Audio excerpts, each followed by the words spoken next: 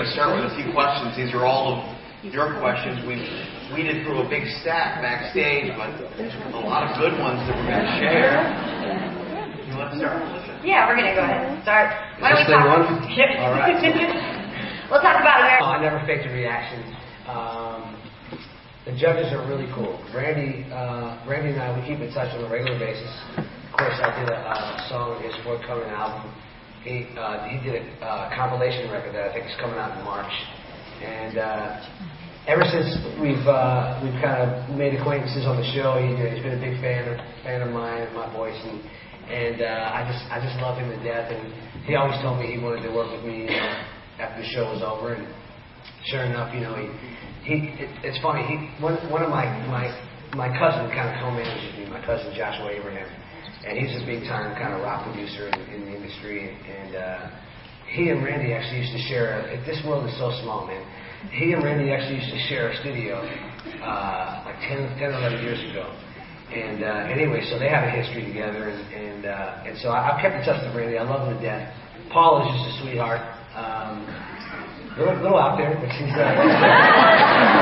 really sweet. She's just really passionate. She's just a sweetheart. And Simon, man, the thing I appreciated about Simon the most was, he doesn't sugarcoat anything, and he really does know his stuff. Has that good ear for. He's a good kind of ear representative for what people like to hear in this business, and you know what? People aren't always going to tell you what you want to hear in this business, particularly. So I always appreciate the fact that there's, he doesn't pull any punches. Be a little crude at times, but you just have to remember. Again, I said it's a TV show first, and everybody kind of has their sticks to play for TV. So he's really a nice, approachable guy off camera, and just wants to see everybody succeed. So I love them all. They're great guys. This question is along those same lines. This person writes, American Idol seems so stressful. After people are off or dealing with emotions on the show, do they offer any counseling? It's funny. They actually do. It really is such an emotional roller coaster. You probably saw me. Us Yamins, we love to cry. And probably saw me shedding tears on more than one occasion. But yeah, they're actually they have psychiatrists, 2 of them, who are with you every step of the way.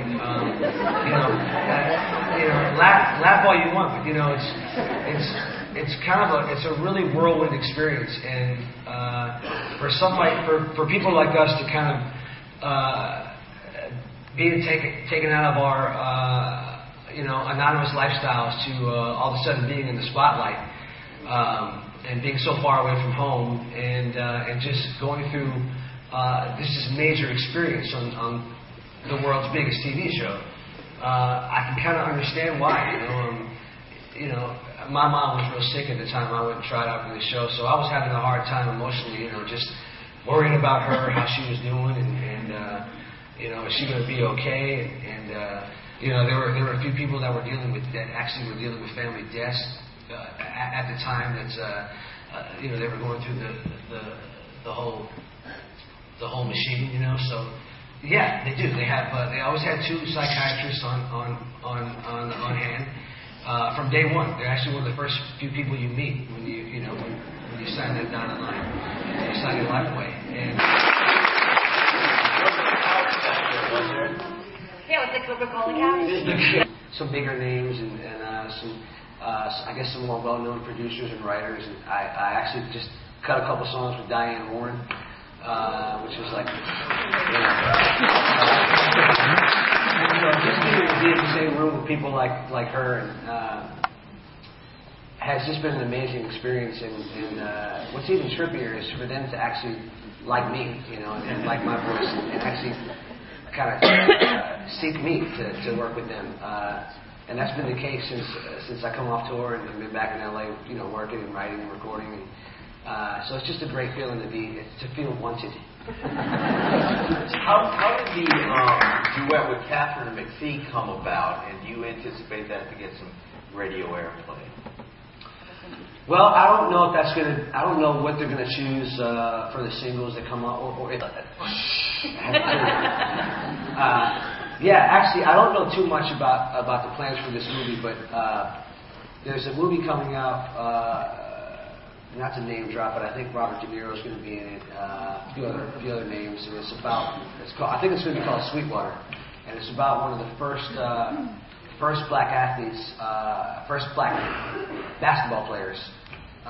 And it's funny because I'm just such a huge basketball fan, but I just don't know his personal story, and that's basically what the movie's going to be about. Anyways, we got pitched the idea to write kind of a jazzy song, which is going to, I think, take place in a scene in the movie where they're in like a jazzy nightclub. And of course, the movie takes place in I don't know, maybe the 50s or 60s. Back in the day. Back in the day, yeah. So it's kind of a really jazzy tune, and I'm really looking forward to putting my stamp on. I'm actually writing with Russell, my guitar player, and another vocalist named Leah Turner, who's got an amazing voice, and it's going to be a lot of fun. And then I'm doing another song for.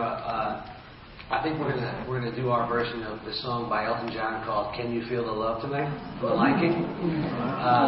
Disney they put out a record every few years called Disney Mania, and they have some of today's hottest stars and on the record doing their own versions of songs from previous soundtracks of big hit movies of theirs. So they offered me a song, and I took it, and that's why I have to get back to LA, because I've kind of got these side projects I'm doing in the midst of all my recording. So a lot of cool stuff, in the works. And I grew up idolizing the guy, and he was really the first male voice I tried to emulate as a kid. Just wanted to sound like him. I wanted to write like him. I couldn't understand how he had so much vision for somebody without any sight, and I just found that most intriguing.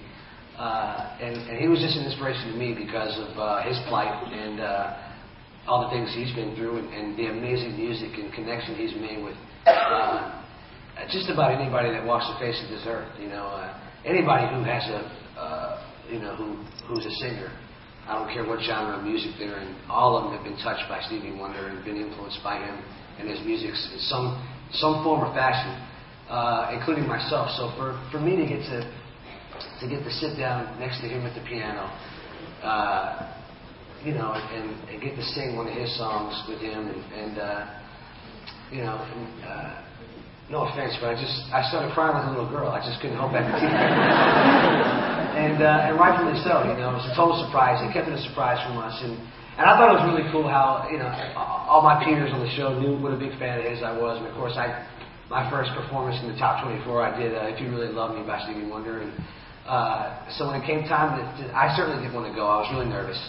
And when it came time to figure out who goes first, they all kind of grabbed me and pushed me to the front. And like, oh, Elliott's got to go. He's, Elliott's going, And yeah, it was amazing. It was a surreal experience. And then, of course,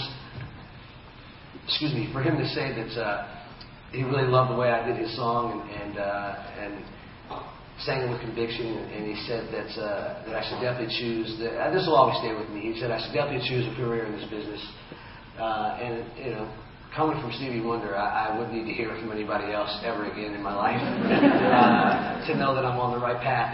So that was amazing. I have to say, Stevie Wonder, it just had such a profound effect on me, and for him to comment on me the way he did, and it's just something I'll be able to tell my grandkids about,